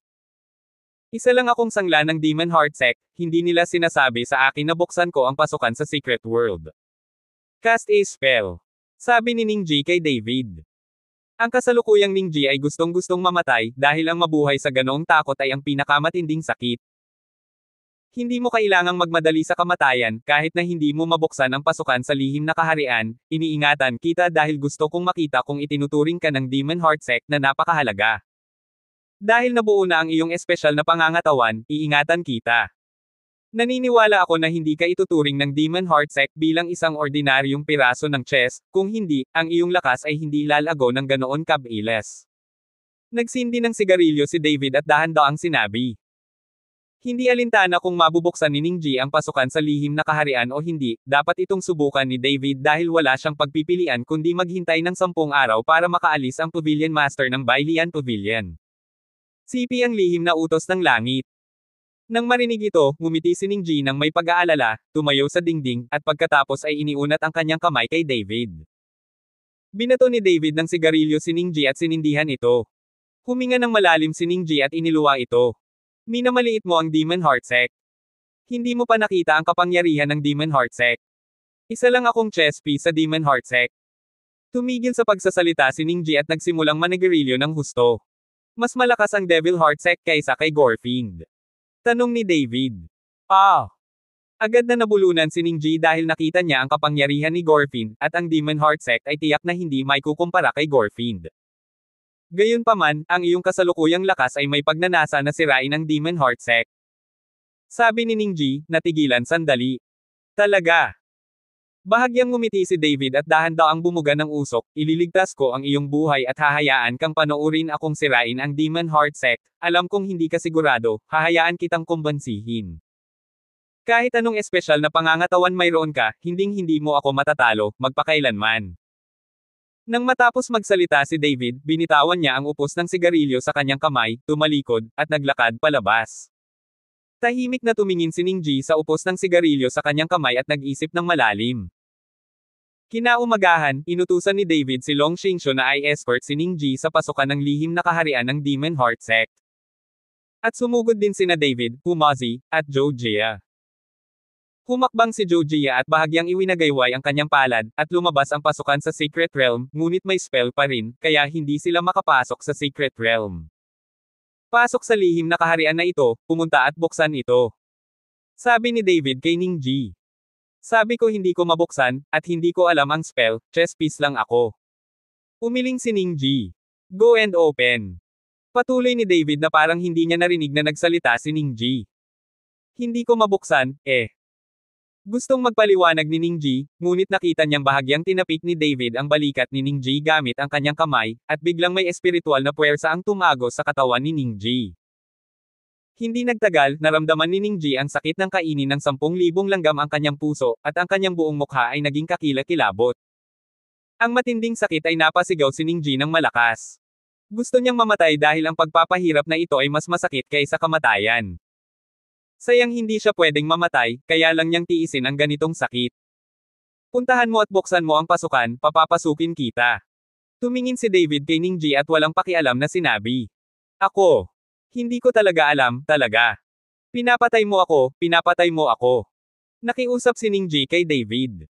Hindi kita papatayin, gusto kong tumstigo ka para makita kung kaya kong sirain ang Demon Heart Sect. Malamig na sabi ni David. Lahat ay tumingin kay Ningji at umiyak sa sakit, ngunit walang nakiramay. Sa sandaling ito, ang pasukan sa lihim na mundo ay biglang umilo, at pagkatapos ay lumitaw ang isang figure sa harap ng lahat. Lord Demon, iligtas mo ako.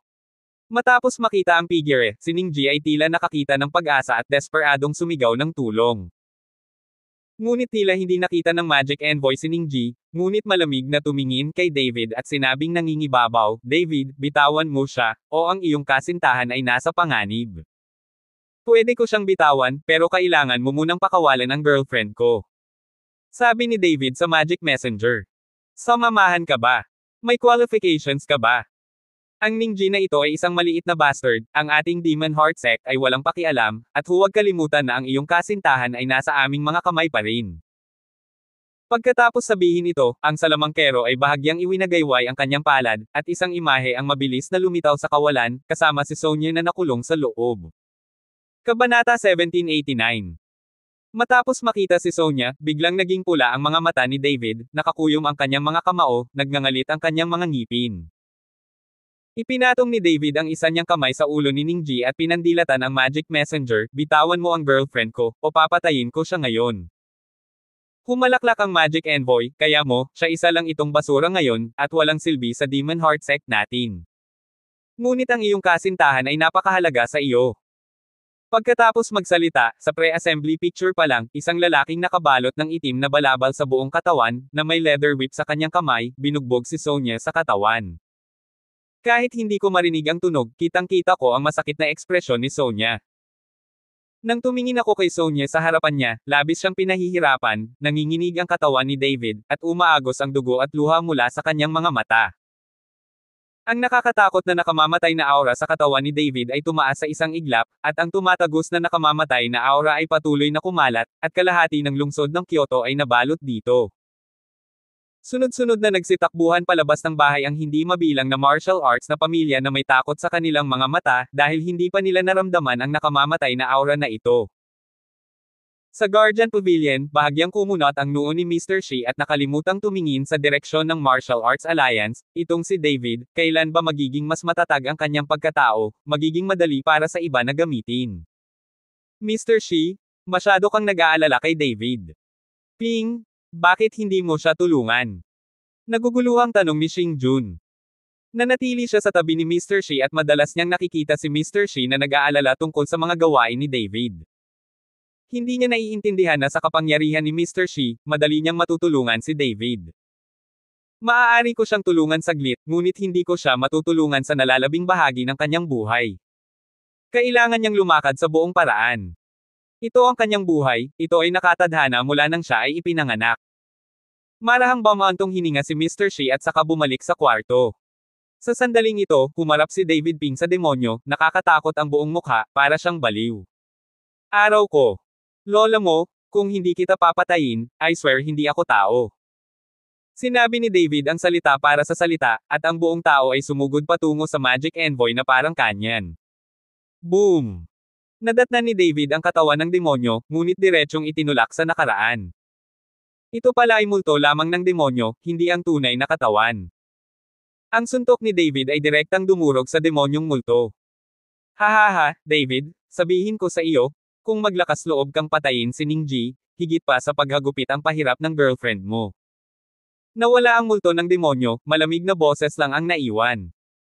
Umabot sa sukdulan ng galit ni David sa sandaling ito, ngunit wala siyang magawa. Gusto niyang magsimulang pumatay. Ngunit kung hindi ka makapasok sa lihim na kaharian, paano mo sisimulan ang pagpatay ng mga tao? David, sa sandaling ito ay hindi ka masisiraan ng bait, maliwanag na ang lumang bagay na iyon ay nagagalit sa iyo ng kusa. Nakita ni Humazi na ang mga mata ni David ay eskarlata, at tila may mga senyales ng mahiwagang pagbabago, kaya sumugod siya para hikayatin si David. Kuya David, kailangan mong kumalma. Sumugod din si Long Xingsho para hikayatin si David. Sa puntong ito, unti-unting huminahon ang kalooban ni David, at kumupas na rin ang pulang kulay ng kanyang mga mata. Tumingin si David sa pasukan sa lihim na kaharian sa kanyang harapan, ngunit hindi ito mabuksan, napabuntong hininga lamang siya, tumalikod at sinabing, bumalik tayo. Lumapit si David kay Ningji at sinipa si Ningji ng malakas. Pagkatapos ay bumalik ang lahat sa Dragon Gate. Alam ni David na si Ningji ay dapat na napakahalaga sa Demon Heart Sect, kung hindi ay hindi lalabas ang Demon Envoy, at imposibleng gamitin si Sonya para pagbabantaan siya.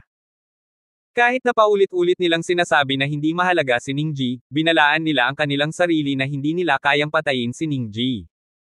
Kahit na hindi nagbabala ang Demon Heart Sect, hindi papatayin ni David si Ningji. Gusto niyang makita ni Ningji ang kanyang sarili na sinisira ang Demon Heart Sect at unti-unting gumuho ang kanyang isip. David, huwag kang panghinaan ng loob, wala ba tayong ibang paraan? Kapag umalis ang Pavilion Master ng Bailian Pavilion sa Customs, sasamahan kita sa Bailian Pavilion. Lienge, dalhin mo lang ang order ng araw na iyon. Natakot si Humazi na mag-alala si David, kaya comfortable niyang tinapik ang kanyang balikat. Master Hu, hindi ako ganoon kadaling talunin, huwag kang mag-alala. Napangiti si David. Sa mga sumunod na araw, hindi iniwan ni David ang longmen, at nagsanay siya araw-araw, iniisip ang mga araw. Ngayon, tanging ang lihim na utos ng Bailian Pavilion ang makakatulong sa kanya na buksan ang pasukan sa lihim na kaharian ng Demon Heart Sect.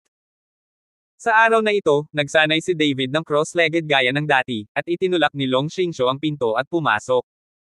Kapatid na David, narito ang ulo ng pamilyang Ge. Sabi ni Long Xingsho kay David. Pumasok ka dali. Mabilis na bumangon si David. Sa panahong ito, hindi nakipag-ugnayan si David sa pamilya Ge. Tila lumapit sa akin si Ge Fuhai, at dapat niyang hanapin siya kung saan. Mr. Chen. Pumasok si Ge Fuhai sa pinto at sumigaw ng magalang kay David. Patriarch Ge, may hinahanap ka ba sa akin? Tanong ni David. Mr. Chen, pinuntahan ka ng clan elder at sinabing kailangan mong pag-usapan ang ilang bagay. Sabi ni Ge Fuhai. Nang marinig ito ni David, tumango siya, okay, let's go now. Nang sundan ni David si Ge Fuhai sa lupain ng pamilya Ge, nagtanong si David, Panginoon Ge, hindi ba sinabi sa iyo ni Senior Ge kung ano iyon? Umiling si Ge Fuhai, hindi, ngunit mukhang hindi maganda ang ekspresyon ng elder. At ang kapaligiran sa lihim na mundo ay naging mas tense kamakailan. Pagkatapos magsalita, narating nila ang pasukan ng lihim na kaharian, may binulong si Ge Fuhai sa kanyang bibig, iwinagayway ang kanyang kamay, at lumitaw ang isang pinto ng liwanag. Nang pumasok si David kasama si Ge Fuhai, agad na nawala ang pinto ng liwanag. Pagdating ni David sa Ge Family Land, ganun pa rin, walang nagbago, pero nanlamig ang hangin. Nang makita ng mga bantay sa pintuan si David, lahat sila ay yumuko ng may paggalang at binuksan ang pinto. Nang pumasok si Ge Kangsheng sa bulwagan, nakita si David na paparating, nagmamadali siyang humakbang pasulong at diretsyong lumuhod, meet the Hall Master. Old Ge Clan? Hindi mo kailangang gumawa ng ganoong kalaking seremonya, huwag mo akong tawaging Hall Master sa hinaharap, ayoko ng kahit sinong kakilala ko. Kahit na si David ang Panginoon ng Tianlong Palace, medyo hindi pa rin siya comfortable sa pagbibigay sa kanya ng napakalaking regalo. Yuhan, halika at magpasalamat ka. Sigaw ni Ge Kangsheng. Hindi nagtagal, sumugod si Ge Yuhan at binati si David, nagpasalamat si Yuhan kay Mr. Chen. Bahagyang tumango si David, pagkakita kay Ge Yuhan na ngayon ay ganap nang nakarecover, tuwang-tuwa rin si David. Actually, wala akong ginawa. Kung wala si Senior Gorfind, natatakot akong hindi na makarecover si Miss Ge. Nadama ni David na karapat-dapat siya. Pagkatapos ng lahat, ang paggaling ni Ge Yuhan ay walang kinalaman sa kanya. Mr. Chen, sinabi na sa akin ni Fuhai ang tungkol sa Panglay Island. Kung hindi dahil kay Mr. Chen, paano kikilo si Gorfind? Nagpasalamat si Ge Kangsheng kay David. Old Ge Clan? Hindi ko alam, pinuntahan mo ako, ano ang problema? Ayaw ni David na maging magalang at direktang magsalita tungkol sa mga bagay-bagay. Tutal, abala siya ngayon, at ilang araw na lang ay pupunta na siya sa Bailian Pavilion.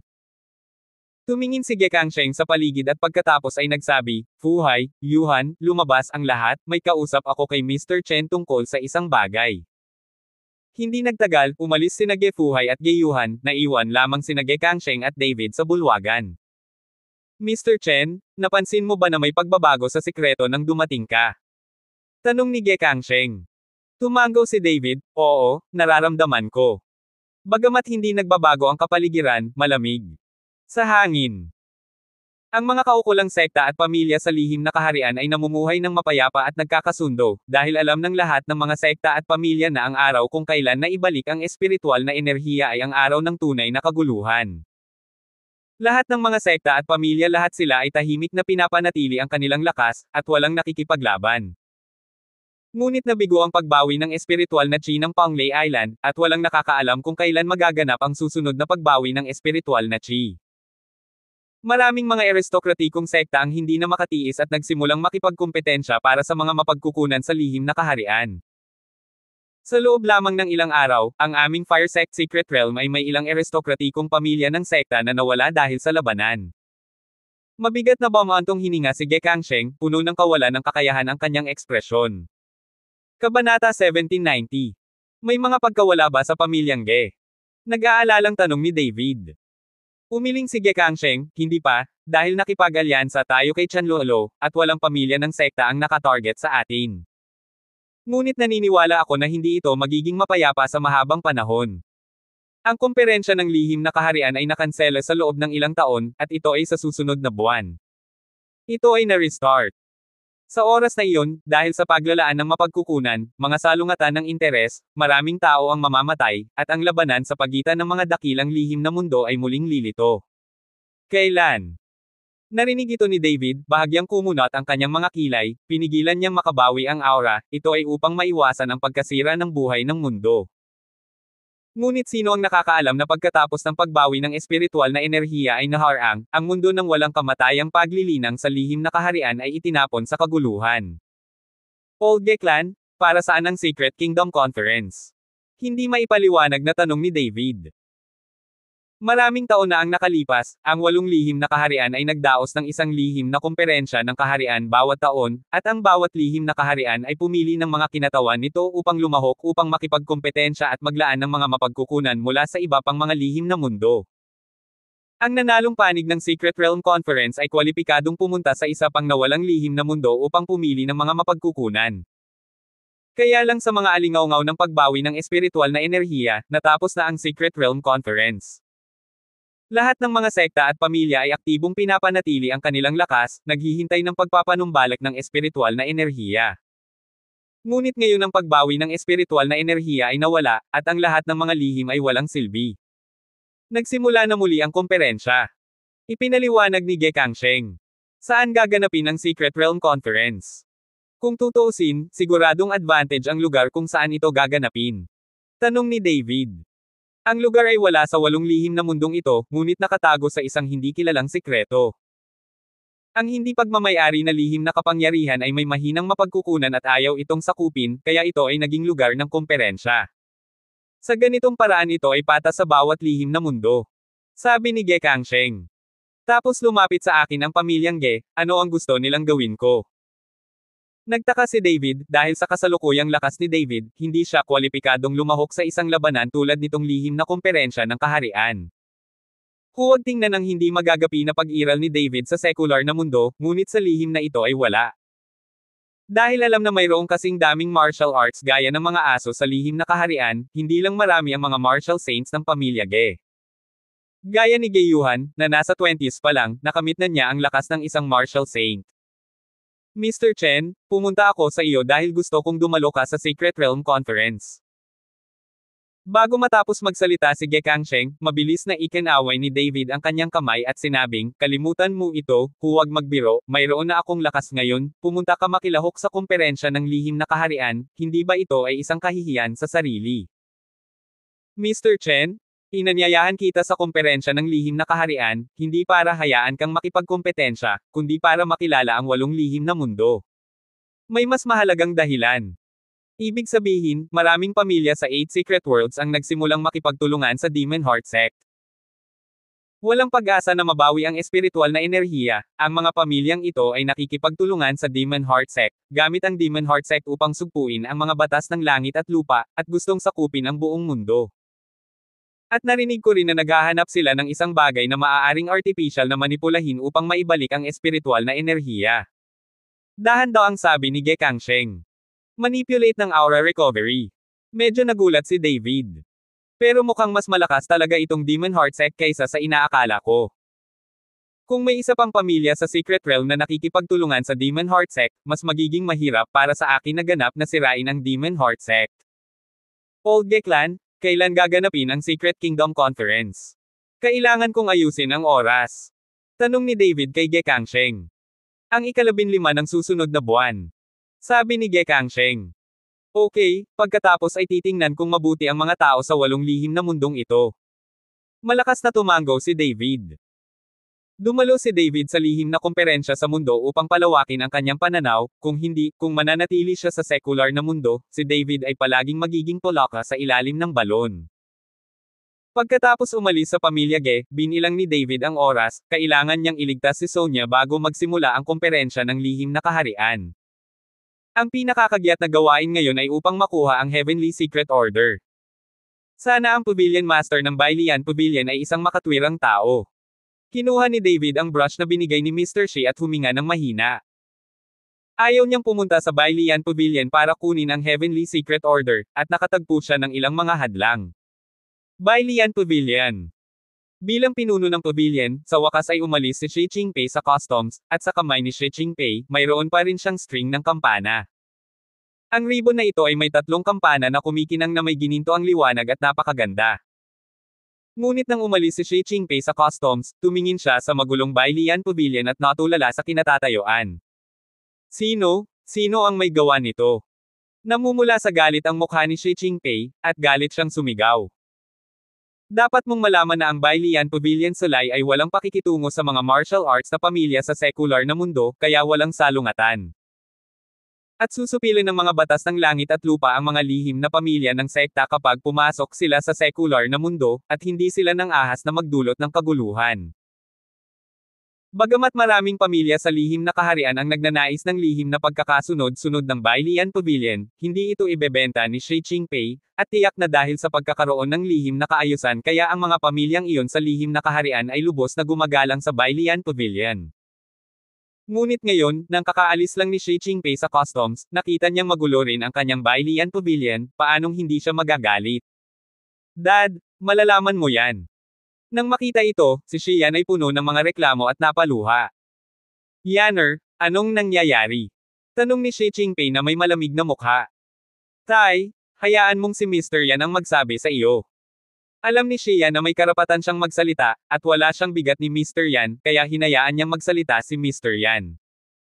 Pavilion Master, noong umuurong ka, may isang batang lalaki na nagngangalang David na gustong humiram ng isang lihim na utos.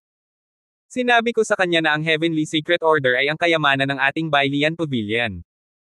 Hindi ito hiniram, ngunit iniingatan ng may-ari ng pavilion. Hindi natin alam kung nasaan ito.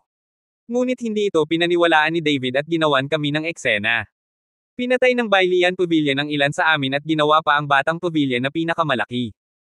Isinalaysay muli ni Yan Lao ang kwento. Ngunit ang matandang yan na iyon ay walang gaanong alam, at nakinig lamang siya sa mga salita ni Xian. David. Xi Jinping. Napuno ng kanyang nakamamatay na aura ang kanyang katawan, napakalakas ba ng taong ito? Lahat ba tayo ay vegetarian sa Bailian Pavilion? Kung gayon ay maaaring natamo na ni David ang kapangyarihan ni Wu Sheng, at ang ating mahiwagang sandata ay hindi makakaapekto sa kanya. Ano ang magagawa ni Wu Sheng? Sa pagkakataong ito ay umatras ako at ginawa itong isang soul bell, kahit na nasa harapan ko si Wu Sheng, wala pa rin itong halaga. Magiging masunurin ka. Sabi ni Xi Jinping na may mapang-asar na ekspresyon, hawak ang relo sa kanyang kamay. Pavilion Master, nag-practice ka na talaga ng spirit bell. Walang sino man sa ating Bailian Pavilion ang kailangang matakot ngayon. Quote. Tay, tiyak na darating muli ang David na iyon. Dapat mong ipaghiganti ako at alagaan mo ang lalaking ito. Malakas na sabi ni Xian. Ngayong nasa labas ng bansa ang kanyang ama, nagtitiwala si Xian sa kanyang puso. Makasiguro ka, hanggat naglakas loob siyang lumapit, hahayaan ko siyang magbayad ng halaga. Walang manggahas na manggulo sa aking Bailian Pavilion. Ang mga mata ni Xi Jinping ay kumislap ng malamig na liwanag, ngunit hindi nagtagal ay tila may naisip siya, kaya nagtanong siya, parang pamilyar ang David na ito, si David ba ang Sumire sa Kyoto Martial Arts Federation? Oo, siya ito. Hinahabol pa rin ng mga taga-Demon Heart Sect ang lalaking ito. Tumango si Xian at sinabi. Nang marinig ito, bahagyang kumunat ang noo ni Xi Jinping, narinig ko na pinahahalagahan ni Mr. Xi ang taong ito, at siya ang nagtayo ng pinakamalaking Dragon Gate sa Kyoto. Who cares who appreciates him? This guy is holding a regular broken calligraphy brush, tell me it's Mr. Shin's mark. Itapon ko na siya, ordinary calligraphy brush lang yan, kalokohan ang tanda. At hindi ko alam kung sino ang Mr. Xi na iyon. Nang makitang binanggit ng kanyang ama ang bagay na ito, walang pakialam na sinabi ni Xian. Walang pakialam si Xian, ngunit ginawa ni Xi Jinping. Agad na nagbago ang ekspresyon ni Xi Jinping matapos marinig na hawak ni David ang brush ni Mr. Xi sa kanyang kamay. Dad, ano bang nangyayari sa'yo, hindi ba dapat palayain mo si David dahil lang sa brush? Nagmamadaling tanong ni Xian. Huwag kang mag-alala, nasusukat na ako. Pagkatapos magsalita, tumalikod si Xi Jinping at umalis. Abangan ang mga susunod pang kabanata ng David Chen, ang lalaking walang katulad. For more updates, please subscribe to my YouTube channel and don't forget to like and share. Thanks for your support.